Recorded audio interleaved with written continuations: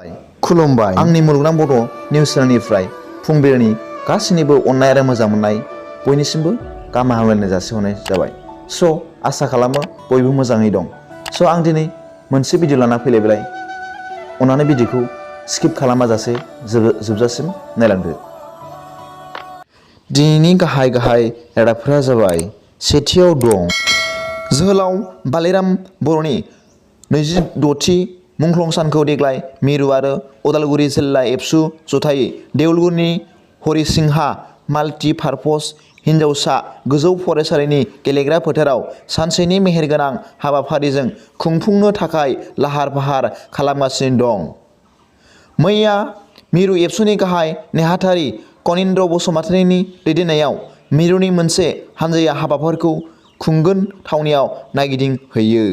नैथियाव दं गसाइगाव महकुमानि सिङाव थानाय 6 नं कसुगाव बियाबनि थुरसिबिल भिसिडिसि ओनसोलनि गुबुन गुबुन राजखान्थि हानजाजों लोब्बा थानाय गुबुन गुबुन जाति जनगोष्ठी सोद्रोमाफोरा गाव गावनि राजखान्थि हानजाखौ नेवसिनानै इउपिपिएल राजखान्थि हानजानि नीति आदर्शखौ मोजां मोननानै आखाइ हमफैदों होनना मानगोनां इएम उकिल मुसाहारिया गावनि फेसबुक पेजनि गेजेरजों गोजोननाय फोरमायदों।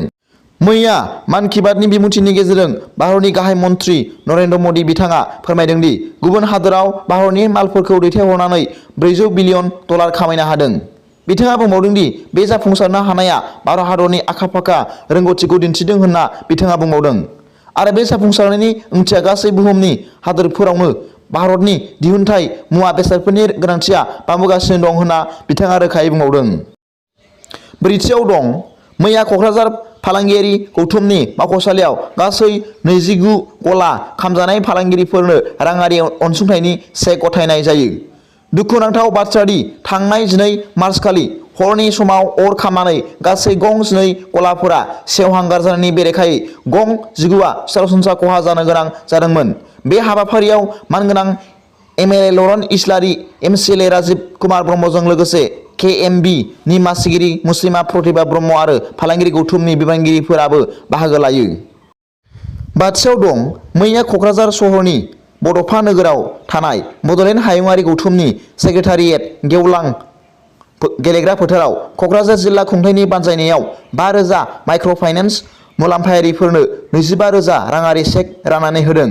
आसामनि मन्त्रि अशक सिंघला बे हाबाफारियावनो जर'खा आलासि महरै बाहागो लायो। बिटिआरनि गाहाय खुंगिरि प्रमद बर'जों लोगोसे गाहायनि एमएलए लरेन्स इस्लारि आरो मावफुं सोद्रोमा इएम अरुप कुमार दे सम्पक आरो बिटिसिनि गुबुन गुबुन बिफाननि मावफुं सोद्रोमाफोरा।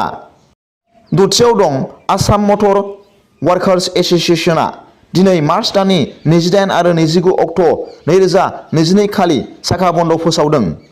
गारि मटरनि बिगोमाफोर आरो खामानि मावग्राफोरनि सायाव सरकारा अयथासार खालामनायनि हेंथायै साननि थाखाय बन्द फोसावदों होनना गुबुन गुबुन रादाबफोरनि गेजेरजों मिथिनो मोननाय जादों। भिडिअखौ मोजां मोनदोंबा लाइक आरो साबस्क्राइब खालाम आरो बेल आइकनखौ थुनानै हो, जाहाथे आं गोदान भिडिअ आपडेट खालामोब्ला नोंथांनियाव सिगांग्रो नटिफिकेसन सौहैयो। आं बिब्दिनो गोदान निउस आपडेट लानानै फैबाय थागोन। गाबोननि भिडिअआव नोंथांमोनखौ गोसो गोथारै बरायहरनाय जाबाय। थेंक्स, गोजोन्थों।